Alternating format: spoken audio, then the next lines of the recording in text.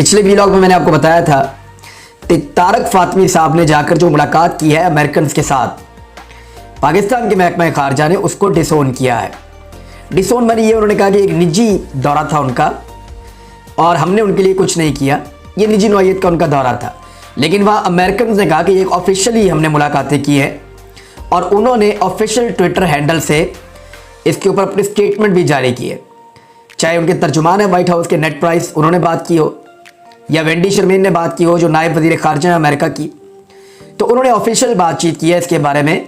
जो वजीर आज़म के मुशीर बराए खारजा तारक फातमी साहब ने जो मुलाकातें की हैं, आर्मी चीफ की जो बातचीत है वेंडी शर्मीन के साथ, उस हवाले से तस्दीक हो गई है और तमाम अखबारात में तमाम जगह पे ये चल भी रही है।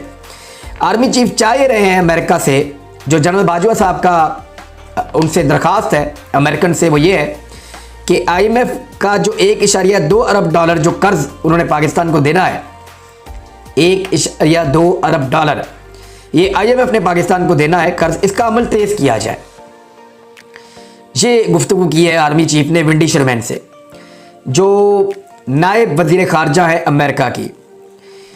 व्हाइट हाउस IMF पे दबाव डाले कि IMF इस अमल को जल्दी मुकम्मल करे, ये आर्मी चीफ ने अमेरिका से दरख्वास्त की है अमेरिका की नायब वजीर खारजा।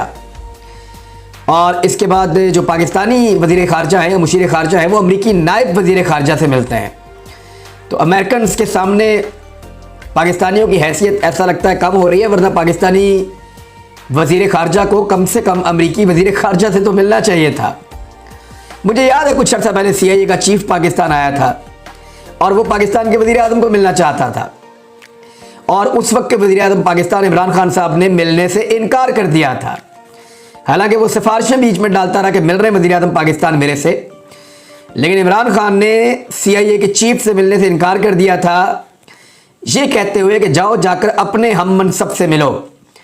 और उसको मुलाकात के लिए DG ISI का मशवरा दिया गया था कि उस वक्त के DG ISI से मिलने जाकर वो, तो इमरान खान सब नहीं मिले थे। तो ये फ़र्क तो पाकिस्तान को पड़ा है रजीम चेंज ऑपरेशन के बाद। अब इसमें इमरान खान साहब का भी एक मौक़िफ़ है। पहले इमरान खान साहब जो मौक़िफ़ है इस हवाले से कि आर्मी चीफ की बातचीत हुई है अमेरिका के साथ, इसमें इमरान खान साहब ने जो एक इंटरव्यू दिया अरशद शरीफ साहब को, उस पर उन्होंने ये कहा कि आर्मी चीफ अमेरिका को IMF के लिए फ़ोन कर रहे हैं तो ये उनका काम नहीं है। ये साबिक वज़ीर आज़म इमरान खान साहब कह रहे हैं। लेकिन अब हुकूमत ही अपना काम नहीं कर रही तो कौन करेगा?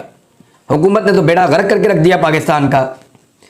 आर्मी का काम तो ये भी नहीं है कि वो जाकर इमरजेंसी के अंदर रेस्क्यू सर्विस प्रोवाइड करे, वो तो रेस्क्यू वालों का काम है। आपके यहाँ पे ये भी नहीं है।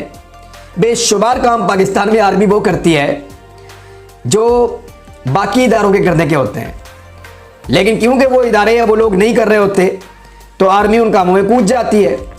अब पाकिस्तान की जो इस वक्त की पॉलिटिकल क़यादत है, यानी मिफ्ता इस्माइल से तो नहीं संभलेगा, और मिफ्ता इस्माइल अगर करने के काबिल होते तो क्या नवाज शरीफ उनको डांट रहे होते? नवाज शरीफ ने मिफ्ता इस्माइल के साथ क्या किया है ज़रा वो भी मैं आपको बताता हूँ।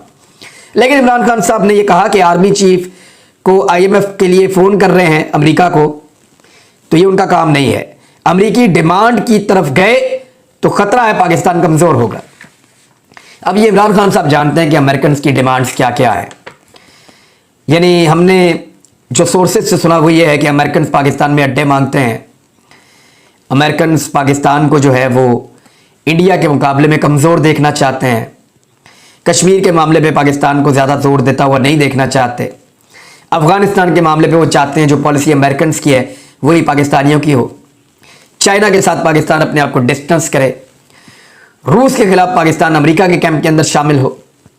ये वो सारी ख्वाहिशात हैं, या इसराइल को लेकर और दीगर चीज़ों को लेकर अमेरिकन की कुछ ख्वाहिशात हैं जो पाकिस्तान पूरी करे। तो इमरान खान साहब ये कहते हैं कि अमेरिकी डिमांड्स की तरफ गए तो ख़तरा है कि पाकिस्तान कमज़ोर होगा। और इमरान खान साहब ने कहा कि शफाफ इंतखाबात हों तो रजीम चेंज ऑपरेशन रिवर्स होगा। देखिए, मैं आपको उस दिन भी ये कह रहा था कि there is nothing to celebrate. एक इंपोर्टेड हुकूमत पाकिस्तान में बनी है, एक रजीम चेंज पूरा ऑपरेशन हुआ है। उस ऑपरेशन के नतीजे में एक हुकूमत को हटाकर दूसरी हुकूमत बनाई गई है। सहूलतकारों के ज़रिए से या हैंडलर्स के ज़रिए से। अब जब तक वो हुकूमत मौजूद है तब तक तो रिजीम चेंज ऑपरेशन चल रहा है, और इसको रिवर्स ऐसे ही किया जा सकता है कि यह हुकूमत ख़त्म हो और पाकिस्तान एक नए इंतखाबात की तरफ जाए। कोई भी जीत जाए वो इलेक्शन, जो भी जीतेगा वो पब्लिक फैसला कर रही होगी, कोई बाहर वाला नहीं कर रहा होगा। तो जब पब्लिक फैसला करके कोई हुकूमत बनाएगी साफ और शफाफ इंतखाबात के नतीजे में, ऐसा नहीं होगा कि अमेरिकी रजीम चेंज ऑपरेशन को मजीद आगे बढ़ाते हुए आगे इलेक्शन में धांधली कर दी जाए और फिर अमेरिकन की ही फेवरेबल एक और हुकूमत बना दी जाए, या कुछ गैर मुल्की आकाओं के कहने के ऊपर। पाकिस्तान में ये होता रहा है। अभी आपको थोड़े दिन पहले मैंने परवेज इलाही साहब का एक इंटरव्यू सुनवाया अपने टीवी चैनल पे एक्सप्रेस न्यूज़ में। परवेज इलाही साहब ने मुझे फरवरी 2014 में इंटरव्यू देते हुए बताया था कि इलेक्शन से एक दिन पहले उनके घर के अंदर जो बाइडेन आए थे और 2 लोग और आए थे, और उन्होंने आकर कहा था कि आप इलेक्शन, आपकी हुकूमत बहुत अच्छी थी लेकिन आप इलेक्शन नहीं जीत सकते। और उन्होंने कहा कि उनके खिलाफ भी इसी किस्म का एक ऑपरेशन हुआ था और बाद में इसको अमेरिकन ने आकर तस्लीम किया था कि कोंडोलीज़ा राइस ने और उस दौर के आर्मी चीफ ने अपने साथियों के साथ मिलकर यह रजीम चेंज किया था और काफली को इलेक्शन हरवाया था। अगर इसी तरह कोई धांधली वाला इलेक्शन होगा तो फिर तो दोबारा वो रजीम चेंज ऑपरेशन कंटिन्यू करेगा ना। तो साफ और शफाफ इलेक्शन होगा तो रजीम चेंज ऑपरेशन रिवर्स होगा, ये इमरान खान साहब ने कहा है। पाकिस्तान बदल गया है, इसलिए ये सब इलेक्शन से डरे हुए हैं। माशी तबाही का जिम्मेदार कौन है, ये एक बड़ा सवाल है जो इमरान खान साहब ने पहले भी पूछा। कौन है जिम्मेदार? यानी जिम्मेदार मिफ्ता इस्माइल तो नहीं हो सकता। मिफ्ता इस्माइल का तो इतना मईशत का विजन ही नहीं है।